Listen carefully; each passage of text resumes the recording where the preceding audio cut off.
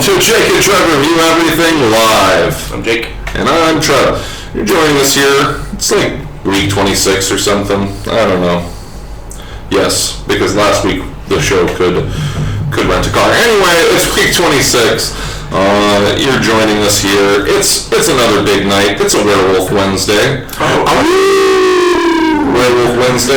Actually, Wolf Cop just finished principal photography. Oh, well, that's an important update. Yeah, concerning our favorite Lupine crime fighter. Yeah, they did all their filming out in Saskatchewan? Yeah. And I just guessed. It seemed like Moose Jaw? No, that's not. It could be. Mm-hmm. Hold on, let me look it up really quick. I'm going to look it up. Facts straight. So here's the thing, though. No, a lot of people are trying to take Wednesday for something. You know, I heard the other day that statistically speaking, apparently Wednesday is the best day to drink wine. Mm-hmm. So some people are saying it's Wine Wednesday. Other people are really enjoying Hump Day. There's that Camel and the Geico commercial that a lot of people seem to be really enamored with. How many things does Geico have, really? I mean, come on. It's too many mascots is what it has. It is Saskatchewan. I can't remember Swish! Where it is. Swish! But yeah, they finished all their principal photography. They're gearing up to start editing the thing. So Wolf Cop, we know you watched the show. Mm-hmm. Wolf Cop, I know you're a big fan, so we're gonna keep representing. It's not Wine Wednesday. It's not Hump Day because we're not camels. It's Werewolf Wednesday. It's Werewolf Wednesday. Also, you know, throw a screen our way. You know? Mm-hmm. Hey, to say it again, we've been with you since the beginning, Wolf Cop. Yeah. We didn't. We're riding a wave here. We barely made our own stuff. Mm-hmm. And just so you know, Wolf Cop, there was another independent film called Zero Charisma, mm-hmm. and we had talked to them, and we're hoping to get a screener, and they were like, "You can just buy our movie." It's like, well, we're reviewers. We can't. Listen, you know, I mean, we didn't get into this gig just so we could get, like, free movies and games. Right. This isn't a trick. We're not, like, doing this to try to bamboozle people into sending us stuff. Right. But, hey, if you guys get finished and you want to show it off and you want us to talk about it on an episode, we'll devote a whole episode to Wolf Cop. We will do 30 minutes plus devoted talking about Wolf Cop and stuff. And if you haven't seen our Halloween episode, and that goes for everybody else, you should totally see that. We got our own. Well, that goes double for Wolf Cop, because I feel like they really appreciate what we were doing and what we're trying to do there. As makers of horror movies themselves. Oh man. But yeah. So that's it. It's Werewolf Wednesday. It's always gonna be Werewolf Wednesday. Howl at the moon. Bark at the moon. So Phyllis Peterson asks us our first question of the night. Fellas, thinking about renting The Man of Steel, so yay or nay, will Pa and I like it? Is that Pa Kent? he wouldn't like it much. I would say that's a difficult question. It's always a difficult question. Man of Steel has sharply divided the fan community in ways that I couldn't have imagined. And we covered this in our epilogue to the first season. Most of it. We covered most of it, but there seems to be a big divide. Huge. As far as the movie. We really liked... our audio's a little loud, apparently. Here, let's crank it down a little bit. How's that, Joel? That good for you, bub? How we doing? A lot of people wanted Donner Superman again. A lot of people think that Wanton Destruction is unbecoming of Superman. Mm-hmm. A lot of people think that Superman was not well portrayed. It was too dark of a Superman movie, which, you know, I'm not recanting anything from the review, but I'll say that I kind of agree. It is a darker Superman movie. Yes. I mean, but... I don't think it's grim dark. It's not like, you know, he doesn't wear a black costume with like a hoodie or anything. Yeah, he's not skulking around. It's not grim dark. It's just a little dark, and it's human. I think that you should give it a try. Absolutely. I would say that to anybody. You know, just, give it a try. It's a different... See, one of the biggest things that has going for it is it's a different Superman movie. It might be a little grimdark. It might be a little bit... Not like grimdark. It's a little dark. A little dark. But it's different from what you've seen. Do you want the same fucking Superman over and over again? Yeah, this isn't your daddy's Superman. No, it is not your daddy's Superman. This is a different Superman, and if you want more information, obviously go to our page, blip.tv/J&TRE review everything. We got that. Another dark movie we just recently did, and let us level with you here. We put out the Halloween episode, got a huge response for it. A lot of people watch it. It's a lot of fun. I'll be honest, there wasn't super effects or anything in our Thanksgiving episode. But Thor 2, we reviewed Thor 2. It's been out for a couple of weeks now. If you've seen it, if you want to go see it, you should check out our Thor 2 review. Definitely, we need the views. Give us them views. Give us all your views. Yeah. So Thor 2, Thor, Darkness World. The Thorning. The Thor 2, the Thorning, with a Thorngens. I'm so Thory. Yeah. I'm so Thory. I'm so Thory. I'm so Thory. I'm Thor Thory. Check it out. Definitely check that out. Also, we're doing a lot of stuff lately, keeping it interesting for you guys. In addition to the Thor episode, blip.tv/J&TRE review everything.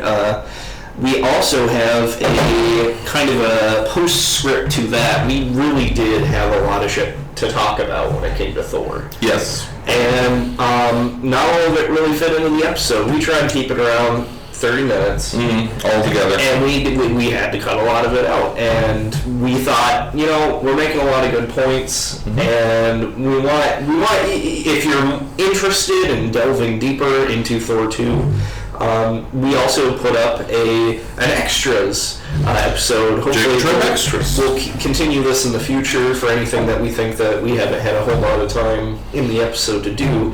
Little bonus stuff. Most of it had to do, and you probably, it's not really a spoiler, but in a lot of Marvel movies, there's like the post-credit stuff. Everyone knows. So we talk a lot about that in the extras. We talk about some more spoilery stuff, and there are spoilers in the main review, but these are like the extra spoilers. Yeah, absolutely. It's J&TRE extras, and it's extra spoilery, and that's just how it goes. And you should check that out, especially if you liked our Thor review. If you're interested in hearing what we have to say about Thor, wondering what who the guy in the white is. If you're wondering what Liberace's doing out there in the void. What on earth is he doing? What is he doing? What on space is he doing? You'll wonder, and we can answer that for you. Yeah, absolutely. The other thing, let's see, we got a bunch of other stuff up. Oh man, so much content. So we got the Let's Play. It's our version of the Let's Play. It's called Try to Play. We wanted to do our own spin on it. We're using XSplit, as noticed by the giant watermark. We can't do anything about that. It's free. So thanks to XSplit for giving a free enjoy that there. But basically, we had a lot of fun doing that. We've gotten some good feedback on that. We're just about after the live show here. We're going to put up the 6th installment of the Try to Play. We had a lot of fun with Mega Man 2. Actually, fun note, I was playing a little bit of Mega Man 3 last night. And that is maddening. Yeah. I don't actually own that one. I own 2 for the NES, but this it was part of a GameCube pack. It's like the first 8 games. And it's maddening. It's absolutely maddening. Top Man's Power, useless. I think we actually made a reference to that in an episode, and it really was. It really is. It was just totally... You use up all of your Top Man power in like one hit, and it doesn't do anything. Well, it's got to do something. All he does is jump up and spin. It's not like... I guess before I got it, and I played through 3 before. I just didn't remember this particular power. I was thinking more like Legend of Zelda Twilight Princess.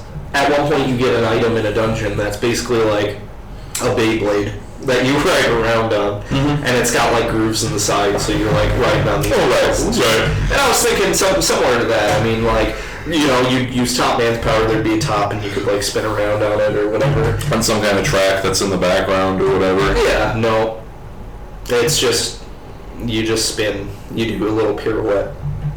That's your attack. Top man, pirouette power. Yikes. It's the worst. It's the worst. But yeah, so we played through 2. We've gotten pretty good reception so far. People, I mean, we've been kind of parsing out the sections. There's 7 in all, so we'll have the 6th and then the final, which is the 7th, coming up here. And hopefully, if you guys like it, we'll do another one. We were thinking DuckTales. Originally, we were thinking DuckTales. I remember we were actually setting up for DuckTales and trying out the X, but it took us a while to actually figure out all the technology. And then, and then Trump like beat the whole game.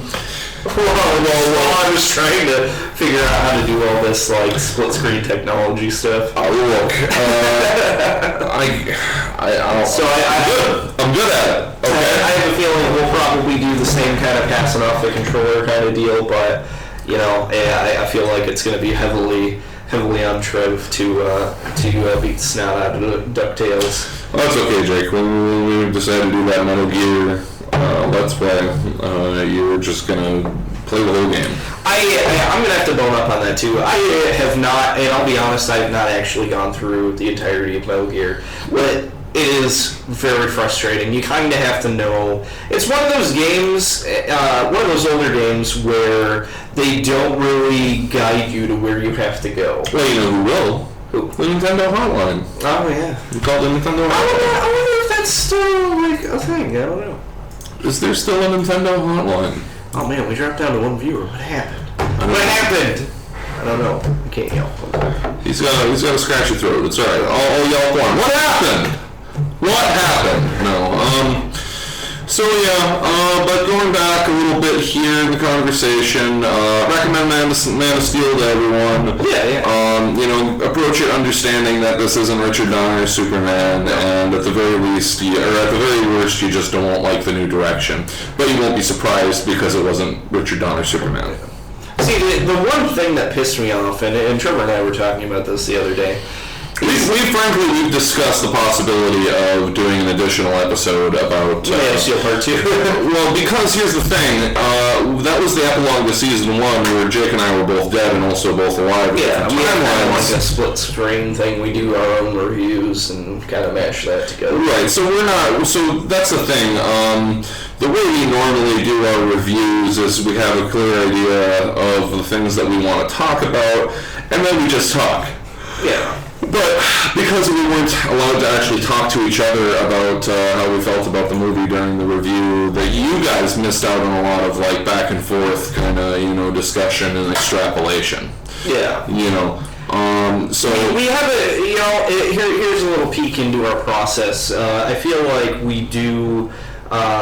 We write the story generally. If it's a new movie, we generally write it before we see the movie.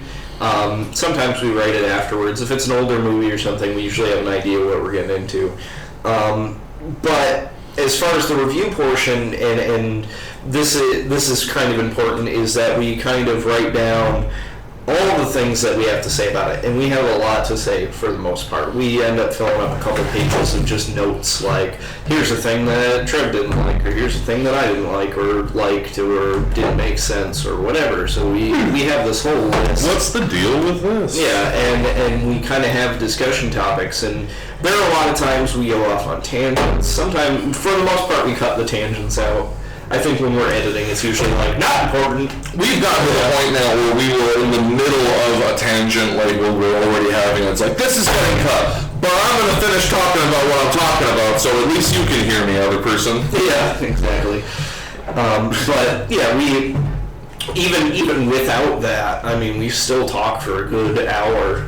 We try to go down the list. We try to do all this stuff. Typically, we have about an hour of actual review footage. So, that's twice as much material. Half of the stuff we put on paper or on film, Well, about a third of what we actually film is put into the episode. Right. Of just us talking, not including clips or anything like that. It's true. So that's a little peek into our process.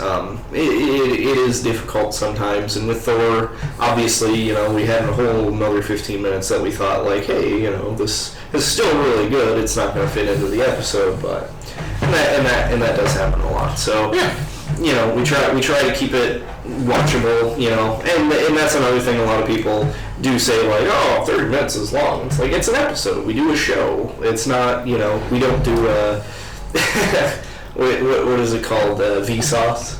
Yeah. We don't do that kind of stuff. Like, those are interesting, and they're really fun, and quick reviews are nice, but we review everything about the thing, or we try to at least, so that's, we gotta have that time to do it. And, as far as our process is concerned, we used to do an episode a week. Now we're doing an episode every 2 weeks. We're gonna have the Christmas episode. It's gonna be big, so we're gonna take an extra week on it. Mm-hmm.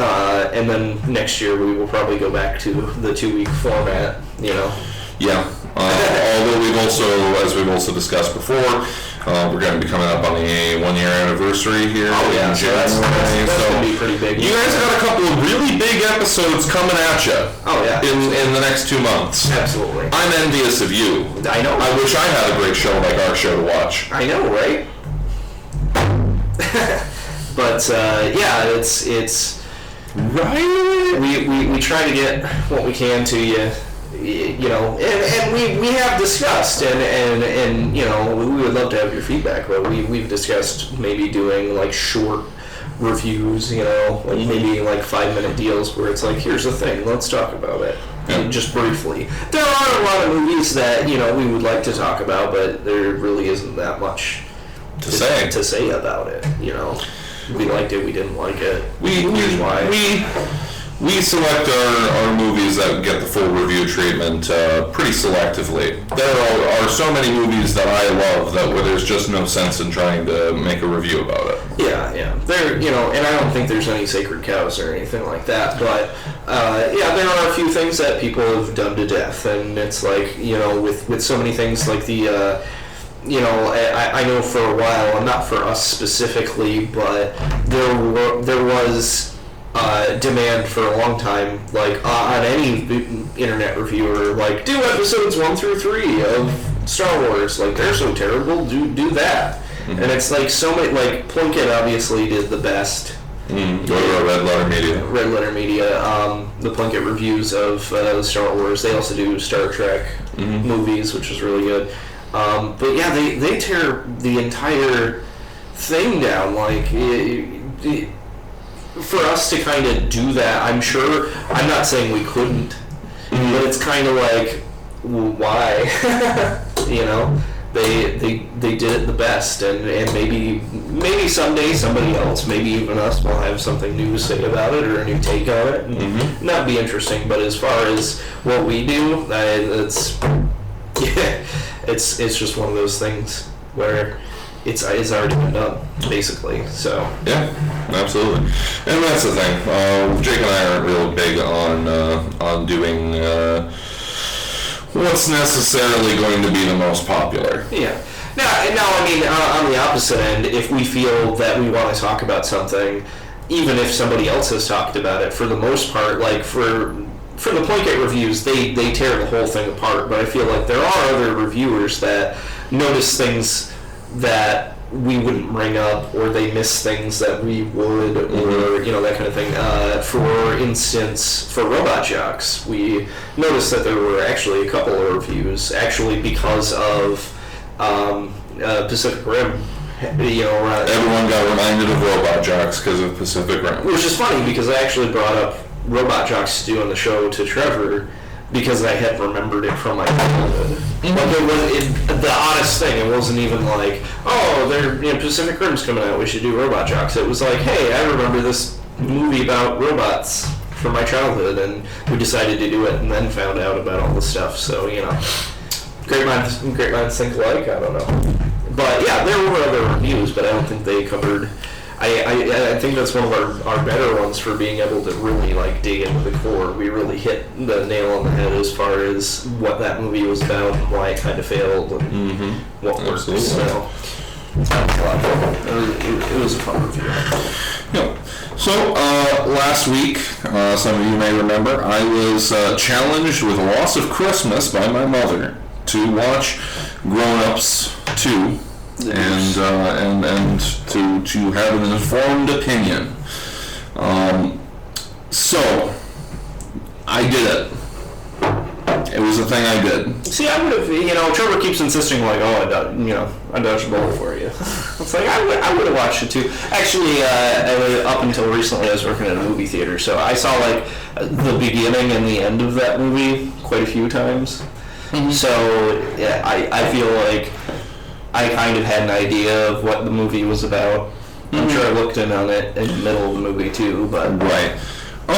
And let me do this in a couple of phases. Okay. Phase 1, something that you could put in a newspaper. Okay. Okay. What could have been a really nice story about growing up while still trying to stay young at heart gets lost in the shuffle among so many poop jokes and cartoon antics. That's how I would put it in there. There's a lot of good stuff there. Couple things that made me go, oh. But on the other hand, like I said, it was just kind of a little too slapsticky, a little too cartoony. Let me describe the opening of the movie to you. Adam Sandler and his wife are sleeping in their bedroom, and Adam Sandler kind of opens his eyes and he sees that there's a deer. There's a deer, a buck specifically, antlers and everything, has wandered into their house. And Adam Sandler really would like to try to open up the back door or whatever and let it out. But he's a coward, because that's funny when people are cowards. Yeah.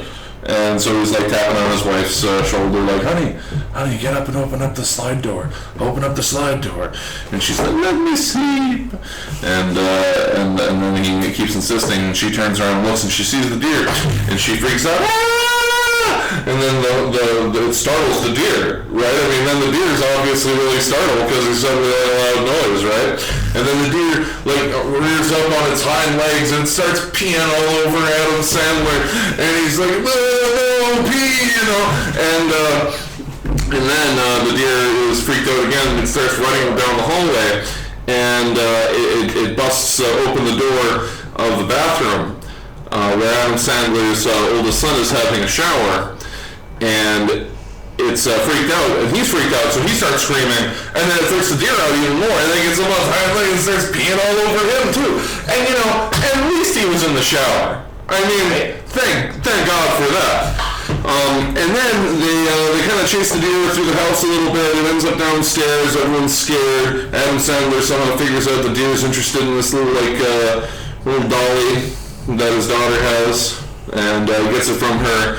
And he leads the deer out of the house with it, gets out front, tosses the dolly out in the lawn, and the deer goes out there and just tears it apart, as if that was something they do.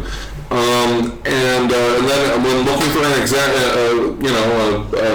explanation, the daughter says that I left the door open last night in case any animals wanted to come inside. And then nobody says anything to her. Nobody takes. That's the thing. I understand it's all for goofs. And here's the part in the phase 2 where I take this way too seriously. Just to let you know, in phase 2, I take this way too seriously. I don't understand why there was so much humor in this movie derived out of terrible parenting. Like, that was like a good like tenth of the jokes was about how Adam Sandler and his friends and their wives are terrible parents. Because no one corrects the behavior. Nobody says, well, no, you can't open the door like that and try to let animals inside all night. Everyone just goes, whimsical child of ours, and they just kind of move on. And Kevin James has got a kid that his wife says they can't destroy his confidence, so they won't tell him that anything that he says is wrong.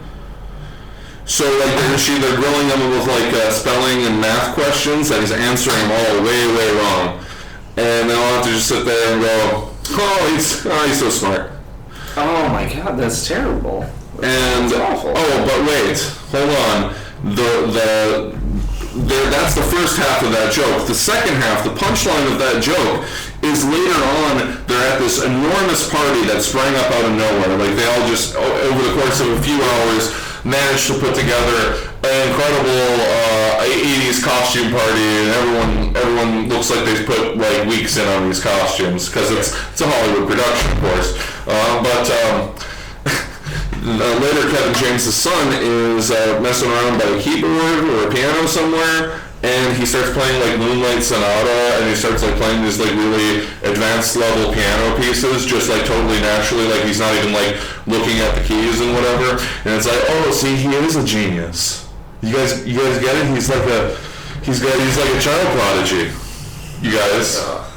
So I am the fire starter. But you know, I mean, there's some really good. I got it. No, there's some really good. There's some really good stuff here, but I think that if they had just ditched the attempts to make it like the Three Stooges, it could have been actually really good. I feel like there's a certain pressure with funny men to, like, I don't know, or maybe not. Maybe it's just that like Adam Sandler doesn't know where the line is. I feel because he wanted to be a serious actor. You guys remember when he was trying to be a serious actor? He did like Punch Drunk Love. He was really good in funny people for the first half of that movie. And that too, where it's a much more serious tone. There's heart to it, and I guess I just wonder at what point you can't have it both ways. Right. Either it can be heartfelt and serious, but you know, it can be not necessarily totally serious, but it can be heartfelt but lighthearted, or it can be this. Well, here's the thing, and you know, allow me to make a direct comparison to a movie I haven't seen all the way through. Mm-hmm. But I feel like I was questioning myself as far as why I dislike, because I didn't like Grown Ups. I'm pretty sure I saw the first Grown Ups, didn't like it. Mm-hmm. Grown Ups 2 doesn't really do anything for me. But you like Billy Madison, right? Well, no, here's the thing. I would put that more, Billy Madison and Happy Gilmore are more like college age or like late high school comedies. It's the kind of humor, like even when I was in middle school, that shit was funny. Mm-hmm. But there are a lot of like poop and butt and, you know, it's all very crass humor, but it's fine. Like, it works really well in that respect. But I was thinking more like a grown-ups type movie would be more akin to National Lampoon Vacation movies. Mm-hmm. And I just recently watched, because it's on Netflix, National Lampoon's Christmas Vacation. I watched the whole thing. Still really funny. I enjoyed a lot of the moments from that movie. And I was trying to figure out throughout the entire movie, because it heavily has a lot of the kind of humor that your grown-ups would have. You know, a lot of slapstick, a lot of pratfalls and clumsiness and things like that. And I noticed a couple of reasons that it works better. One is obviously nostalgia. I'm sure there were plenty of critics at the time that were like, National Lampoon's Christmas Vacation needs to take a vacation of its own. I wish somebody would Chevy Chase this movie out of town. Yeah, exactly. But, you know, so part of it's probably nostalgia. I just made that up. But the other part is that Chevy Chase does play a very straight character. He's not goofy for the sake of being goofy. Not like, there are things in that movie that are outlandish, and are like a stereotype, or like they have yuppies that live next door and they have all this bad shit happen to them. Like he's trying to hang Christmas lights and he accidentally pulls the gutter down this giant piece of ice, like crashes through their window, like destroys their CD player. Which was an expensive piece of equipment. Or like the perfectly timed, like they're both sitting at the yuppies are sitting at the dinner table and they're like, man, why didn't, I know it's gauche, but why didn't we get a Christmas tree or whatever? And then, like, as Chevy Chase is like tearing down a pine tree in his yard that like crashes into their window, you know, like there are all sorts of jokes that are kind of lowbrow in that, but I feel like all of the disasters that happen kind of add up to like a whiny kind of thing, because Chevy Chase approaches everything with this kind of exasperated, like he's trying really hard to make every time there's a family get together, he's trying really hard to like make it perfect, and then it just fucks up, and then eventually in all of the vacation movies he just snaps. And that's like the joke. Like he's the dad that's constantly upbeat, constantly, He's not being fazed by everything wrong. He wants it to be good. He wants to be good for his family. Right. That's important. And then eventually everything just kind of piles on top of itself, and then the roles reverse where his family is just not working with him in the beginning, and then finally he snaps and his family's like, all right, we need to get him under control because this has gone way too far. It's a real push-pull dynamic. Right. So I think that's the important part, because in a movie like Your Grown-Ups, all of the characters in the movie are just goofy as hell. There's no straight man in the movie to kind of be that believable person. Like you were saying with like the raising of the kids and stuff. Like that's ridiculous. Mm-hmm. If it were just a regular family with regular kids and then zany stuff happens. See, and the worst part about it was, this is like, what kind of way is that to start? Like, none of the movie had anything to do with that deer. Right, and the deer comes back in the end of the movie. Yes, I remember that specifically, but it's like for a one-off. Yeah, where you apparently gores Tyler Lautner's genitals with his horns. Hilarious. And it's like, that's another thing. That's the other thing. Hilarious. I don't know what's wrong. There are certain things that they do in this movie that they play for laughs, and like the reality of it is just not funny at all. Yeah, like Nick Swardson's like this just degenerate, like drug abuser and sexual deviant and everything. And, it's the whole thing is played for laughs, but I mean, he's just this, like, pathetic character. Yeah. And, in the way that they often do in these movies, everything just kind of piles onto him. And, like, anytime something gets thrown in the air and then it's going to land on his head, or, if someone's going to trip and fall, it's going to be him, You can kind of see Adam Sandler works with stereotypes, and he doesn't, and I've heard other reviewers say this too, but I feel like I've come to this conclusion before, is that he works with stereotypes. Mm-hmm. Purely, and that is the joke. There's not like a joke where it reverses it, or a joke where, like you have kind of like a combination of stereotypes or whatever. It's like, no, this guy is black, this guy is Jewish, this guy is fat, like... Mm-hmm. That's the whole joke of the character. They have no character to speak of. If it's a fat character, it's like, oh, did you say steak? Like, like that kind of shit. Or if it's, it's like a Jewish character, they're like, they're gonna be cheap and they're gonna be overbearing. Yeah. It's like let's take the standard issue stereotypes and make that into the character, and then it's like they specifically before writing the movie, they go through like a truly tasteless joke book from like the 80s or 70s. And they're like, let's just do all of these. and you can do more with the character. The character defines the character. Their traits define them, but not so broadly. You really can't paint with a broad brush like that. In a comedy, yeah, kind of, but, if you're like, oh, he's so Jewy.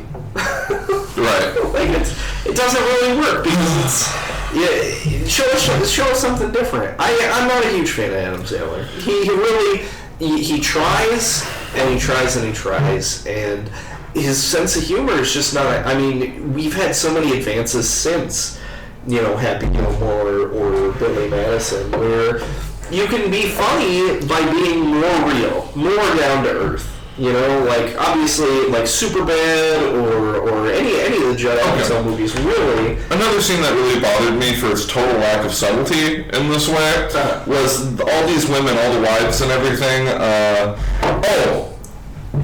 I forgot about this. Like it was so aggravating to me that I just kind of like pushed it aside and didn't think about it. But no, I'll get to that in a second. So. All the wives are in this like yoga class or this like fitness class, and they're apparently waiting for their new teacher to come in, and then he's like this this like hunky guy, and then like they do like a 1, 2, 3 thing where where the first girl says she's like, I have a question, and he's like, yeah, and then she's like, all right, I forgot what it was. Gosh. And then Maya Rudolph, I think, or was it Maya Rudolph? Maybe, I think so. Anyway, and then she's like, I have a question. Can I stick my tongue down your mouth or down your throat? And it's like, yeah, because he's a hot, fitness guy. You know how the ladies are. Oh my God. And then, but wait for it, Jake. What would be the stereotypically funny piece of information to be revealed now? I don't know. Where do you go after 2? He's gay. Oh, okay. I thought you were like the third. I had to figure out what the third thing was, but no. But yeah, then he thinks like, oh, well, I'm sorry, ladies, but I'm gay, and they're like, oh, all the good ones are gay, and so it's just like, I could have wrote that in my sleep. Like, you know what I mean? Like, it's just, there's no thought into it at all, and like, the whole point of, even if all the women in this class thought that he was an attractive guy, like, the fact that one of them, even one, like, would just openly say, I don't know. It gets back into, I guess I am taking this movie too seriously. It just bothers me. But that's the thing. I mean, having really goofy, really outlandish. If there's no basis in something, you have to be able to relate to it, to laugh about it. Well, here, how about this? There's a lady in the class, Jake, who's very muscular. And the joke keeps going throughout the whole movie that she might not really be a woman. She might be a dude. She might have a penis. And they just... Spam. Are you laughing yet? It's not a real lady. And then David Spade is like kissing up on her and making out with her biceps and saying how safe he is in her arms. And it's funny because it's gay. You guys, aren't you laughing yet? No, it's like a gay thing. You guys... That's another thing. It's laughing at the certain. Like, if you could laugh with, I feel like there are a lot of hilarious gay characters that aren't real. You're not laughing at them because they're gay, but because they're ridiculous and also gay. Like, I don't know. Like, that's laughing at people because they're gay is kind of terrible now. That's what I mean. It seemed like something that would have been in like an Adam Sandler movie in the mid-90s, but like where we are now, I don't know if that's what we should be doing. We're getting some flack here. I know my mom is so pissed at me. I've been reading this as we've been going along. She says the movie is only for pure laughter, no seriousness or anything else. It was just to make you laugh. And then she says, do you watch The Daily Show or The Colbert Report? More of the same type of humor. Oh, I wouldn't say it's the same type of humor, but no, like I said, some people like it. I gotta be honest, I don't. I don't like Adam Sandler anymore. Trevor might be, it's not for me. I don't like it. I don't like it because if it were just for laughter, that would be fine, but it doesn't make me laugh. And that's it. So it makes other people laugh, and that's fine. But there are certain points when, I have to be honest and say, like, this isn't funny to me. It's not. I can't. I can't do it. Like I said, I think maybe we're like in the middle demographic. Like maybe this movie was really meant to appeal to like people who are who are supposed to have their own families, or like teenagers. Like I feel like it probably performed really well with them because like the juvenile humor really played well with the kids, and then like the family man and just fucking around with your friends humor played really well with like the family people. But we're in this kind of dead zone in between where we're too old for the juvenile humor and we're not like sentimental enough for the family humor. No, but that's the thing. I really like juvenile humor too. I obviously like juvenile humor, but lots of parts. It's really, it has to come from someplace that makes me care about the characters, I guess. You know what I'd like to see Adam Sandler do? Take a risk again. Honestly, I'd like to see him take a risk here. It just the movies he makes seem very formulaic. They did that Jack and Jill, and it's like, can you learn a lesson, Adam Sandler, from like other people? It wasn't funny when Eddie Murphy did it. It's not funny when you do it. I don't know. Here's the thing.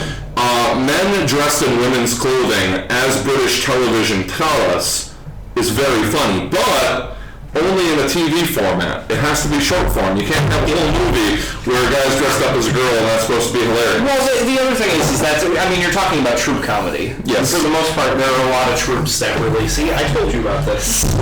Moving the table again. With troop comedy, like Kids in the Hall or Monty Python or whatever, they didn't really have female cast members, so obviously they had to be, for the most part, I mean, sometimes they would have like guest starring female actresses, but yeah, they would have to do, they would have to do the lady parts, and they even, still on Saturday Night Live, they still sometimes play the lady parts because it's funny, but yeah, that's short form. Mm-hmm. Like a long form movie, like even the idea of like a dude dressing up like a girl to do something, like get into college or get a job or go undercover or whatever, like it's not funny anymore. Like that's the easiest go-to for like, we need to make a funny movie, what do? Put a dude in drag. That's pretty hilarious. Like think about Mrs. Doubtfire. Mm-hmm. That's a perfect example. That's a good cross-dressing movie. The reason he's doing it is he just wants his kids back. Slow down then, Thomas Jan. Well, I'm sorry, Mom. I wish I found it funnier. I wish I was laughing more and I could come back here and tell you guys it was really, really great. And all I can do is come back here and say that it's okay. I don't give movies like 5-star ratings or ratings of 1 out of 5 stars. If I did, I'd give Grown Ups 2 a 2. It's below average for me. But I wouldn't call it terrible. It didn't make my eyeballs bleed, or I believe Red Letter Media did something to that effect with Grown Ups 2. With Grown Ups 2. Yeah, if you think we're being harsh, you should. Yeah, well, Mom, seriously, go to redlettermedia.com and search for their videos. Their half in the bag segments for Grown Ups 2, and that was harsh on like a level that you would not even imagine from how I'm talking about it. I'm being nice. Like I feel like I'm being really nice about this movie. It was really great seeing some of the SNL cast. I always thought that Colin Quinn was kind of funny. A lot of people didn't. I was glad to see him here. Chris Rock was kind of lackluster. Like he seemed to have really kind of lost his edge. I've never been a big fan of Kevin James. I don't know where along the lines Adam Sandler had his life saved by Kevin James, and then he has to be in like every. I have a theory of movies. I'm about to drop some fucking science because this is all kind of forming in my brain. If you know anything about quantum mechanics, there are some theories that say that eventually our universe will just, it exploded, and eventually it will just come to a singularity, and that's the end of the universe. I feel like with movies, I feel like stars of a certain period, be it like comedy or drama or whatever, are spread out. They're famous for this movie or that movie, but they're rarely ever in the same movie together, right? But as it gets closer to, or as it gets farther away from where they were highlighting in their own movies and being really popular and well-known and stuff like that, I feel like they start clumping up. So then you have like 2 of those people in a movie or 3 of those people, and eventually you reach this like point of no return where it's like everybody in a movie. Like recently, Las Vegas came out, and apparently, and I haven't seen it, but from what I've heard, it's basically like The Hangover, but with like a bunch of old actors, and you could do this with like Adam Sandler movies. You could talk about like the Expendables, like those kinds of films where you have such like, remember all these guys? They're in a movie together now, like and I feel like the further you get away from, I mean, we're talking about these SNL stars from 20 years ago. Yeah. You know what my favorite thing in the movie is? And here's the thing, maybe I'm a snob, maybe I'm a bit of a snob, but I like stupid humor too. Here's the thing, my favorite thing in Grown Ups 2 was Tim Meadows' character, and he had such a small role. He was like somebody who was from the same class as them, but like wasn't a part of their friend group. really, but they were like, it was kind of like a, you know, the way your dad pals around with some of his friends, and then they say really mean things to one another, and you know. But whenever somebody would say something mean to Tim Meadows' character, he would always go, "What?" Like afterwards, so they'd be like, you know, yeah, well, you know, you got I heard you got fined for that bald spot shining light up in the eyes of pilots, or you know, whatever. Like, and then he's like, "What?" And they're like, that, and then like one of them says something that's really esoteric, and he's like, "That didn't even make sense." But what? I don't know. That was like one of the funniest things in the movie for me. But I've always liked Tim Meadows, and I've never got where Tim Meadows wasn't a bigger star than he is. He really is pretty funny. Yeah. But you know what I mean, though. Like they're pumping up. So we got Las Vegas. Who's that? Michael Douglas, Morgan Freeman, Kevin Kline, and Robert De Niro. Yeah.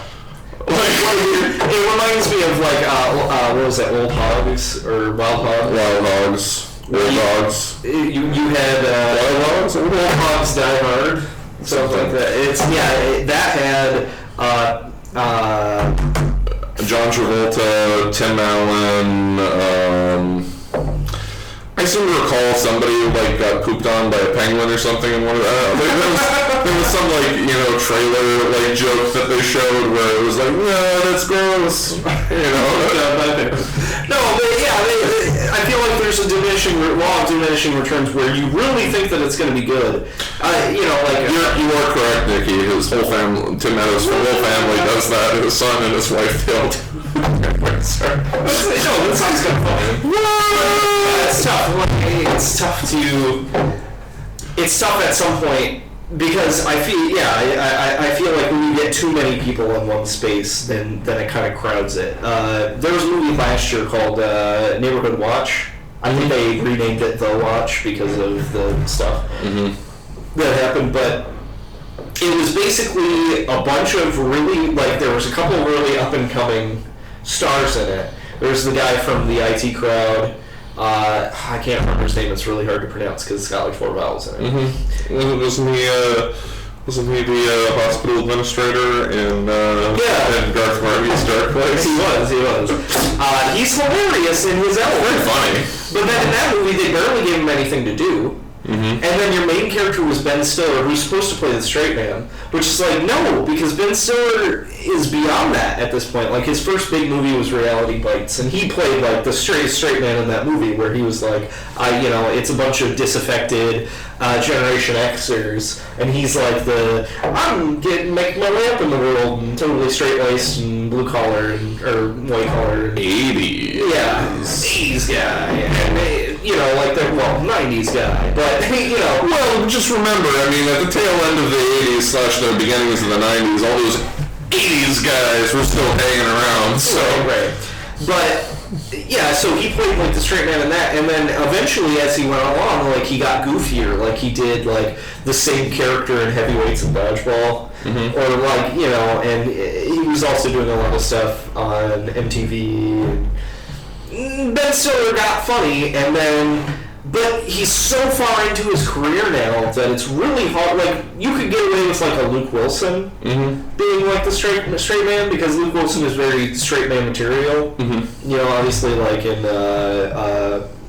what was the name of the movie with the college and the Old School? Yeah, Old School.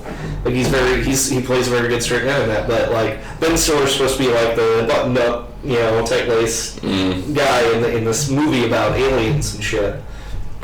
And it's like, I don't buy it anymore. I'm sorry, Ben Stiller, you can't pull that wool over my eyes anymore. I know the truth. And then, as usual, what's his name?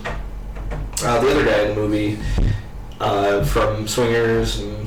Oh, Vince Vaughn? Yeah, Vince Vaughn just fucking elbows everyone out of the scene. You could tell that what happened was, they were like, here's a script, if you guys want to, you know, ad-lib, do some ad-libs, have some fun with it, you know, do pal around and stuff. And what happened was Vince Vaughn was like, okay, I'm going to do that. I'm the guy. And you can see everybody kind of slink away in the scenes where Vince Vaughn is just trying really hard to be funny and just not hitting the mark at all. See, and going back, that's the problem with Grown-Ups too. Is that simultaneously they're going for the cheapest, easiest laughs, but they're working so hard at it. Like, are you laughing yet? And that's the problem. And that's what I felt like, because Vince Vaughn's trying really hard to be funny in that movie, in The Watch, and he's just not. And he's elbowing everyone else that could have been funny. They even had, I feel like, Jonah Hill was also in the movie, and he played like a different character. He was kind of playing outside of his normal character kind of thing. He was playing kind of a vigilante kind of guy, you know? And eventually, you don't really get to see much of any of the characters besides Vince Vaughn and Ben Stiller. Like, they play the main roles in the movie. They're like they're the old professionals, so they get to take up the screen time. And it's like, I didn't come here to watch those guys, to be honest. I wanted to see the guy from the IT Crowd and, a little bit of Jonah Hill, and they just totally steamroll him. So what could have been a really good up-and-coming movie for both of them? Jonah Hill's already, out there, but with a different character. And then it's just like, nope, it's just Vince Vaughn being fucking obnoxious the entire time. And it really ruined the movie. And they had like a couple side plots that weren't really discussed enough, where it was like, oh, this is the serious, alright, take off your laughing face because it's serious time. And it's like, no, because this isn't even close to... You're doing it wrong. You're doing it wrong. And here's the thing. They've studied it for a long time, and some people will tell you that, that there's a comedy formula, and there just isn't. You can have all the right parts. Yeah. You know what I mean? But somebody else, some other director could have turned in something with The Watch totally different, and maybe that would have worked, I mean, you have these actors who are funny by themselves in different situations, etc. And, it's just interesting how everything can cook down at the end, you know what I mean, to what the final product is. And, not to continue with like a cooking analogy, but if you have all the freshest ingredients and you got a bomb-ass recipe, like, why didn't it work out? That's kind of one of the great mysteries of comedy. How did this timing, execution, exactly? There was a study done about the funniest joke in the world, and I'll tell you the funniest joke in the world. Alright, hold on. I want to say one more thing, though. I saw a question from my mom about what we thought about Vince Vaughn and this, that, and the other thing. And I think Vince Vaughn is, he plays himself. He plays himself. He plays that role. He plays Vince Vaughn in almost every movie that he's in. And granted, that's his strength. Loud talking and boastful. But I'd like to see a little bit more range for him. But I will say this, despite the fact that it also has a lot of the same problems that I talked about here with Grown-Ups too, The Wedding Crashers with Vince Vaughn and Owen Wilson, that's very funny to me. That was very funny. I remember specifically laughing in a great many parts of that movie, particularly in Vince Vaughn's loud, boastful, ribbing with his friend. Did you motorboat her? Did you motorboating son of a bitch? You did. I mean, it's like, that's so childish, but it's funny. But it's funny. So It just depends. Like, here's my example. The funniest joke in the world is a woman gets onto a bus with her baby, and the bus driver looks at the baby and says, "That's one ugly fucking baby." And the woman's really offended, and she sits like in the back of the bus next to this guy, and she's like, "I can't believe that fucking bus driver. I'm gonna go up there and give him a piece of my mind." And the guy next to her says, "You know what? I hate this bus driver too. Why don't you go up there and I'll hold your monkey?" That's statistically the funniest joke in the world. But it's all about the delivery. Like, that was kind of my version of the joke. That's how I tell that joke. Mm-hmm. Adam Sandler would be like, the lady gets on the bus and the bus driver's like, "Your baby looks like a monkey." That's how Adam Sandler would tell the joke. It's true. Just straight to the punchline. No setup, no payoff, just, "Your baby looks like a monkey." Ugly baby. Like, it's all about how you tell the joke. Mm-hmm. And, at some point you have to kind of look at how you're telling the joke and say, maybe you could use some delivery. But Adam Sandler's all punchlines, you know? Yeah. In fact, that whole group needs to really challenge themselves with something fucking different. It reminds me more insidious than that, and, you know, again, Adam Sandler, not my cup of tea. You said there were a couple things that you liked about the movie. Sure. More insidious than that are like the scary movies past like 2, or like anything that kind of like what was it? We Are Spartans, or comedy, or anything like that. See, that is like a lower circle of hell, of comedy hell, because you go from trying to tell kind of a joke. To basically being like, here's the thing you know about. Funny, right? Hey, did you see the Batman? Did you see the Batman movie? Hey, we're parodying. It's funny. Hey, we're parodying Batman right now. But then what if Iron Man came out of the sky and landed? He was like, I am Iron Man, and then like a cow landed on him. That's funny, right? I mean, because it's Iron Man. So what's he doing here? He's being zany. Like just referencing those kinds of things, like a scary movie eventually was like, okay, there aren't enough scary movies to really hold an entire movie together. So then they would just pile on different references to not even, like, I think at one point, the last scary movie I saw in the theater, I can't remember which one it was, but it started off with Shaq and Dr. Phil in the Saw room. And then it turns out, I think, like, Oprah Winfrey is, like, the Saw person or something. And there's not even really a joke behind that. It's just like, you know Dr. Phil and you know Shaq, right? Well, what if they were being sawed by Oprah? What? That's crazy funny. Not really. Not really.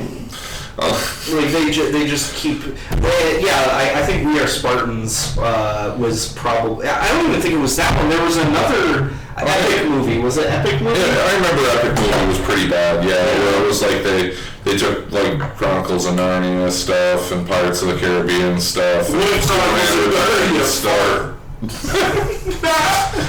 It's just awful. Just awful. So yeah, that's a step lower. At least Adam Sandler's trying to tickle your funny bone. Right. So I want to continue this movie club here now, Mom. You've made me watch Grown Ups 2 or Christmas is Canceled. Well, guess what? Well, guess what? Now you guys gotta watch Hot Fuzz. Oh, what? That's Hot Fuzz? I know, right? Okay, so watch Hot Fuzz. Or Christmas is Canceled. Oh, no! No, I flipped a reverse on you. Oh, see? Thing down, flip it and reverse it. Yeah, what are you gonna do now? You're gonna watch Hot Fuzz, because it's a really funny movie. Oh my god. It's a really funny movie. The comic timing is just right in the sweet spot. Timothy Dalton is a treasure in that movie. Like, there's nothing bad. Like that's the thing. Like, I keep going back and like, was there anything that really bothered me in that movie or really annoyed me in that movie? Nope, not a thing. Not one thing that I can really think of without getting really petty. Yeah. I mean, you know, if you didn't like, what's his name? See, I'm just forgetting everything tonight. Simon Pegg? No, the director. Edgar Wright. Yeah, if you didn't like Edgar Wright movies, then probably because Edgar Wright is in all of his movies. Right. There's always the quick montage of things being zoomed in on. Mm-hmm. You know, you see it in Shaun of the Dead, you see it in Hot Fuzz. Yeah, he uses some of his familiar bag of tricks. Even in Spaced, the TV show with Simon Pegg and Nick Frost. Like, they do that in a couple episodes as well. Mm-hmm. Like, they're very distinct things that he does. Mm-hmm. But, you know, that's nitpicking. If you don't like those kinds of shots, then you're not going to like... It's one of my favorite comedy movies. No, I love Hot Fuzz. I'm not gonna... It's fucking hilarious. It's so hilarious that I actually went out of my way to get a special edition 3-disc DVD with extra commentaries and stuff. We still have to see The World's End, too. Yes. I want to see that. I do need to see The World's End. Another delightful Simon Pegg, Nick Frost, Edgar Wright movie that did it even come out up here? I don't think it came out up here. No. Guys, you know, for those of you who are watching over vast distances, I can see all of you. I know who you are. I have powers in my brain, and you don't know what it's like to live in such an isolated area that movies like that don't come out here? You don't know. Or maybe you do. Why don't you tell us about it? You watch the show and you're like, Trevor, you don't know me. You don't know me. Write me an angry letter. Yeah. Do it on the Facebook. Write your angry letter. Or don't. You want to manage your own destiny. You know you want to, though. Yeah. Tough guy. Fight with us. Get in a fight, God. Because that's all the internet is. It's just a series of fights. Yeah. Over and over again. So we're officially right now at the end of this episode, we've decided to change our entire paradigm for J&TRE Review Everything. We're just going to be pissed about everything all the time. And we're going to say a lot of inflammatory stuff, and you'll have no other choice. But to send us angry letters. You're going to have to post it on your Facebook and be like, oh my god, have you seen this? These guys are outrageous! And then we'll start making millions of dollars, because apparently that's how you have to do it. Yeah. So we're wrapping it up here. Jake, as I've said, is feeling a little under the weather, so we're going to wrap it up a little bit early tonight. We're not going to do a post-show. We will have the next thing of the try to play up here. Yep, we're going to upload that here as soon as we're finished. We're going to have the rest of that out in short order. If you haven't checked it out yet, check out the Polybius video from our buddies over at FastX. Oh yeah. The artists FastX, including Citizen is the guy who produced this song, and he's releasing a split EP with MC Twat, I think. I believe so. I think so. So in any case, Jake and I made the video. We're video makers. Yeah. Jake more than me. I'm gonna give him credit where credit's due. Jake worked extra hard on that video and did a lot of really great stuff. But it wasn't as good as that stuff. Right. No, but seriously, thanks for coming tonight, guys. We'll see you at 27, and go with good health, I guess. Is that a thing? Is that a thing? It's for your health. It's for your health. No, but thanks for watching.